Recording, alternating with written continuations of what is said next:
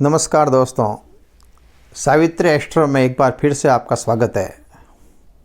नए विषय को लेकर के अभी अपन आए हैं।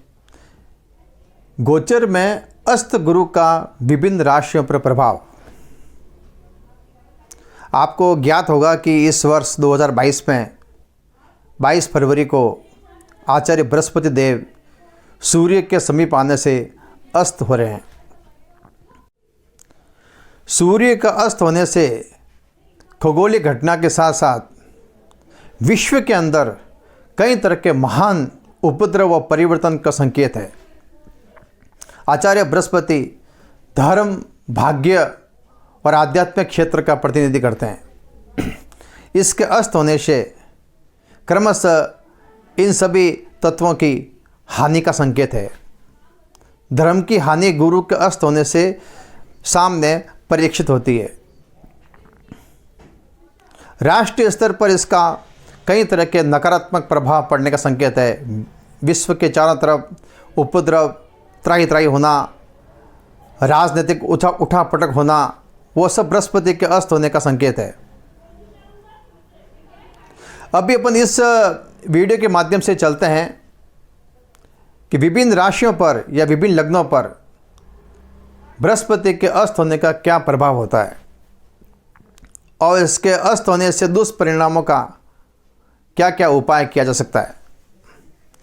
वैसे भी जिन जिन व्यक्तियों को बृहस्पति की दशा और अंतर्दशा चल रही है, वहाँ पर ये अस्त होने का बहुत महत्वपूर्ण प्रभाव पड़ेगा। उन सभी जातकों के लिए जिनको जन्मपत्री में यह ज्ञात है कि उनको गुरु की दशा या अंतर्दशा चल रही है। अब चाहे गुरु किसी घर का अधिपति क्यों न हो और कुंडली में किसी भी स्थान पर विराजमान क्यों न हो, उन सभी के लिए गुरु के गायत्री मंत्र का जाप अवश्य करना चाहिए। और वो मंत्र है ओम अंगिरसाय विद्महे दिव्य देहाय धीमहि तन्नो जीवः प्रचोदयात्। साधारण सा मंत्र है, नोट कर लीजिए। और उन व्यक्तियों के लिए भी जिनकी राशियों में गोचर का बृहस्पति अशुभ फल दाता है, उनको भी इस मंत्र का, उस गायत्री मंत्र का जाप अवश्य करना चाहिए। मेष राशि या मेष लगन, इसमें बृहस्पति भाग्य और खर्च स्थान का अधिपति हो जाता है। इसके अस्त होने से, खर्च स्थान का अधिपति होने से तो ये है कि खर्च में काफ़ी हद तक कटौती हो जाएगी, पर भाग्य भवन का अधिपति होने से भाग्य में कई तरह के संघर्ष का सामना करना पड़ सकता है। कई तरह के उसको उठापटक मिल सकती है। तो दोस्तों, मेष राशि और मेष लगन वालों के लिए गोचर का अस्त का बृहस्पति कुछ मामलों में शुभ फलदायी नहीं होने की वजह से किसी भी काम में जल्दबाजी करना ठीक नहीं। सावधानी पूर्वक प्रत्येक कार्य को संपादित करें। धर्म के संबंधी कार्य में अत्यधिक खर्च करने की चेष्टा करें।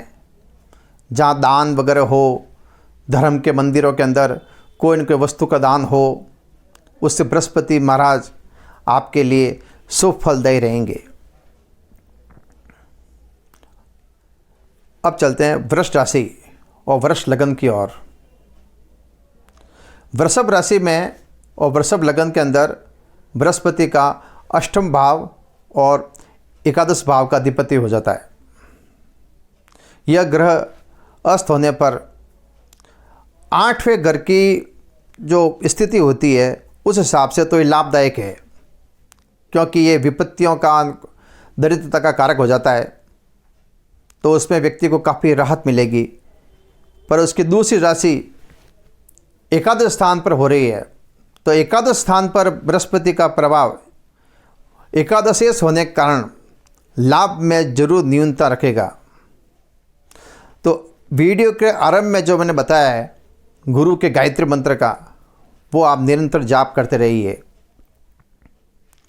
लाभ स्थान के अंदर लाभेश होने की वजह से जो इसके दुष्परिणाम होते हैं वो ये है कि आपको लाभ प्राप्ति के लिए भारी मशक्कत का सामना करना पड़ सकता है। तो बहुत बड़ी बड़ी योजनाएं शुरू करनी है तो कुछ समय के लिए टाल दें। जैसे इसके अस्त ग्रह के प्रभाव से आप जो नकारात्मक बिंदु मिल रहे हैं, आपको नकारात्मक जो पॉइंट मिल रहे हैं, उससे आपको काफ़ी हद तक राहत मिलेगी। दूसरी जब चलते हैं मिथुन राशि की ओर। मिथुन राशि या मिथुन लगन, इसमें गुरु की स्थिति सप्तमेश और दशमेश हो जाती है। सप्तमेश और दशमेश होने की वजह से दसवें से राज्य पक्ष और पिता पक्ष से उसको परेशानी का सामना करना पड़ सकता है। पिता के स्वास्थ्य में और पत्नी के स्वास्थ्य में कुछ परेशानी को देखने को मिलती है। ऐसे व्यक्ति अपने बुजुर्गों का विशेष ख्याल रखे और पत्नी की तरफ से पत्नी को काफ़ी आराम देने की कोशिश करे। सप्तम भाव से व्यापार को भी देखते हैं, तो अभी अस्त गुरु के अंदर नए व्यापार से बचें। किसी नई वस्तु की खरीद, नया व्यापार, नए क्षेत्र के अंदर कोई यात्रा करनी हो, वहाँ से भी यथासंभव अपने आप को दूर रखें। प्रत्येक कार्य को बहुत ही सूक्ष्मतापूर्वक अध्ययन करके सावधानीपूर्वक उस कार्य को संपादित करने का प्रयत्न करें। कहीं भी जल्दबाजी उचित नहीं रहेगी। अब आगे चलते हैं कर्क राशि। कर्क लगन और कर्क राशि, इसमें गुरु आपका षष्ठेश और नवमेश हो जाता है। षष्ठेश और नवमेश होकर के जब गुरु अस्त है तो छठे घर से अपन ऋण, रोग, शत्रु और कई तरह के परेशानी देखते हैं। यहाँ का अधिष्ठाता होकर के तो इसका अस्त होना अपने लिए ठीक है, पर यह भाग्य का अधिपति तो है, तो भाग्य में कई तरह के संघर्ष में परिस्थितियों को लेके आता है। फिर भी कर्क राशि और कर्क लग्न वालों के लिए बहुत ज़्यादा नुकसान वाली बात नहीं रहेगी, क्योंकि इसके मूल त्रिकोण राशि धनु राशि जो है वो छठे घर में है, और षष्ठेश होकर के अगर वो अस्त हो गया है तो छठे घर की न्यूनता देता है। और भाग्य भवन के अंदर जो उसकी राशि है उस हिसाब से भाग्य में थोड़े संघर्ष, कुछ कार्य में विलंब होना और कार्य के बाधाएं मिलना, तो महत्वपूर्ण कार्य को कुछ समय के लिए टाल दें। नई वस्तु की खरीद, जमीन संबंधी लेन देन, इस पर अपना विराम लगा दें और प्रत्येक कार्य को सूक्ष्मतापूर्वक अध्ययन करके अच्छे, नेक और अच्छे व्यक्तियों की सलाह लेकर के फिर उस काम को आगे बढ़ावें। शुभ फल प्राप्ति के लिए धार्मिक वस्तुओं का दान करें, यथाशक्ति मंदिरों में किसी तरह की सेवा अर्चना करें, गुरु का शुभ फल मिल जाएगा। सिंह लगन या सिंह राशि, बृहस्पति इसमें पंचमेश और अष्टमेश बन जाता है। सिंह राशि और सिंह लगन वालों के लिए गोचर का अस्त का गुरु बहुत ज़्यादा शुभ फलदायी नहीं है, क्योंकि इसके अंदर उसके मूल त्रिकोण राशि पंचम भाव में है। तो पंचमेश होकर के अस्त होना, साथ में अष्टमेश होकर के अस्त होना शुभ फलदायी है, पर पंचमेश होकर अस्त होना से बुद्धि में भ्रम, पेट का विकार, कई तरह के संतान पक्ष से परेशानियां, कार्य के अंदर बाधाएं, व्यर्थ का तनाव मिलना, पारिवारिक टेंशन मिलना, और साथ में अष्टम भाव का अस्त होकर के कुछ हद तक राहत मिलना, रुके हुए कार्य का पूर्ण होना। फिर भी यह सिंह लगन वालों के लिए और सिंह राशि वालों के लिए बहुत ज़्यादा लाभदायक नहीं रहेगा। तो दोस्तों, इसमें सिंह राशि वालों के लिए यही है कि महत्वपूर्ण कार्य करने से अपने आप को थोड़ा दूर रखें, उसको कुछ समय के लिए, 1 महीने के लिए पोस्टपोन कर दें। लेन देन में पूर्ण सावधानी रखें कि मति भ्रम का भय रहता है। जब आपको अशुभ फल मिलने लगे तो वीडियो के प्रारंभ में दिखाया कि गुरु के गायत्री मंत्र, उसका यथाशक्ति जाप करें। अब कन्या लगन और कन्या राशि, कन्या राशि के जातकों के लिए चतुर्थेश और सप्तमेश बृहस्पति का अस्त होना माता को कष्ट का संकेत है। भूमि, भवन, वाहन और जायदाद संबंधी वस्तुओं के लिए चिंता का विषय है। उसमें किसी तरह के विवादों से बचे रहें। नए वाहन, नई भूमि, भवन को खरीद से बचें। अपने आप को थोड़ा उनसे अलग रखें। माता और पत्नी के स्वास्थ्य के बारे में चिंता का विषय हो सकता है। व्यापार के अंदर, नए व्यापार के अंदर उलझनें पैदा हो सकती है। तो यथासंभव महत्वपूर्ण निर्णय को कुछ समय के लिए टाल दें, वही आपके लिए अच्छा रहेगा। तुला लगन, तुला लगन में बृहस्पति की स्थिति तीसरे और छठे भाव में हो जाती है।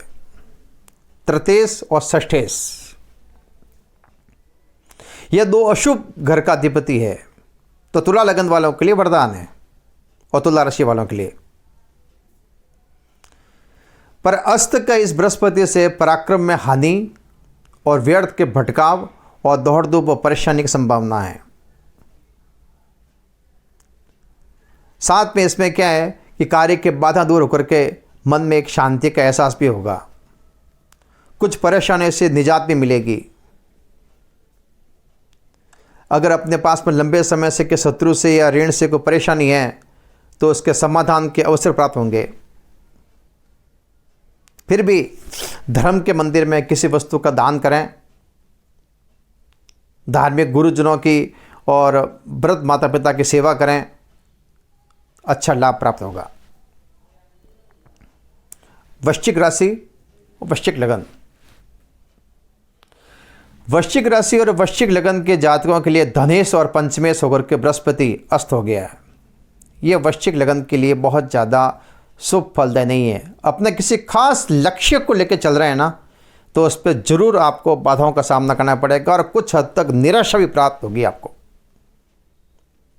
इतनी अच्छी सफलता के संयोग अभी नहीं मिल रहे हैं। कुटुंब के अंदर की कुछ परेशानी, बचते बचते कहाँ सुनी होने का भय, व्यर्थ विवाद, व्यर्थ चिंताएं, संतान से कष्ट इत्यादि तरह के अशुभ फल प्राप्त होंगे। तो आपको गुरु के गायत्री मंत्र जो मैंने शुरुआत बताए हैं उसका यथाशक्ति यथासंभव जाप करें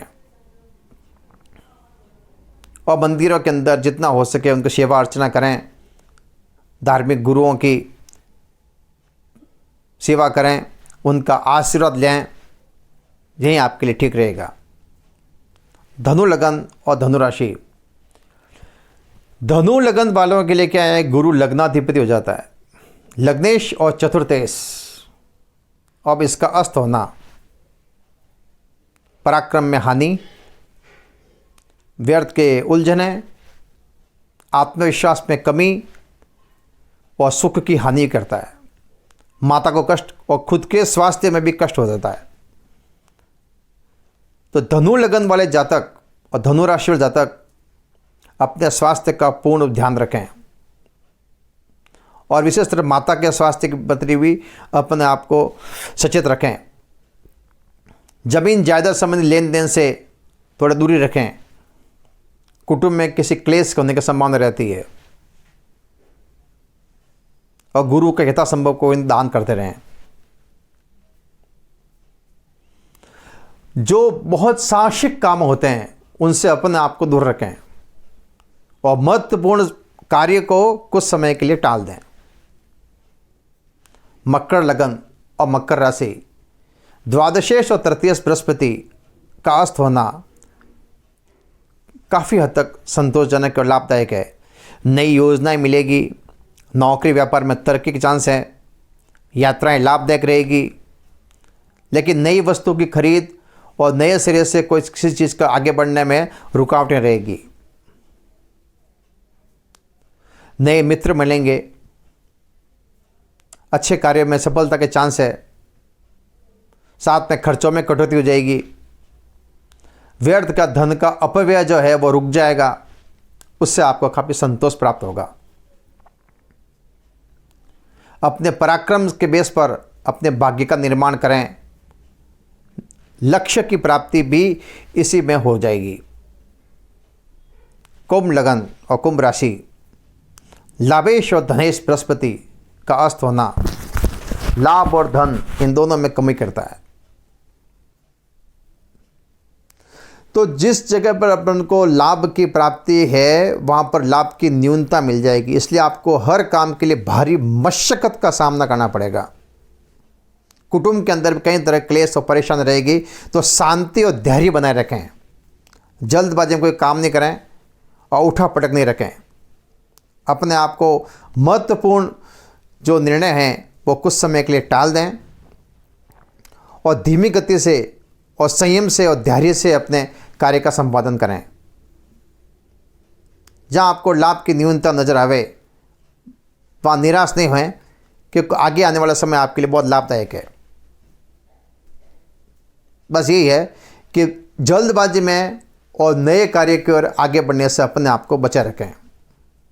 मीन लगन, मीन राशि, इसमें बृहस्पति की स्थिति दशम भाव और लग्न भाव की, यानी कि दशमेश और लग्नेश, यह है बृहस्पति। तो राज्य पक्ष से हानि, पिता को कष्ट, स्वयं के स्वास्थ्य का नुकसान, आत्मविश्वास और मनोबल में कमी और कई तरह की और परेशानियों की प्राप्ति मीन लगन और मीन राशि वालों के लिए संभव है। तो इसमें वही है कि संयम व धैर्य हितकर रहेगा। कहीं भी व्यर्थ में उलझना ठीक नहीं। धर्म के मंदिर और जो आध्यात्मिक गुरु हैं उनकी सेवा करें।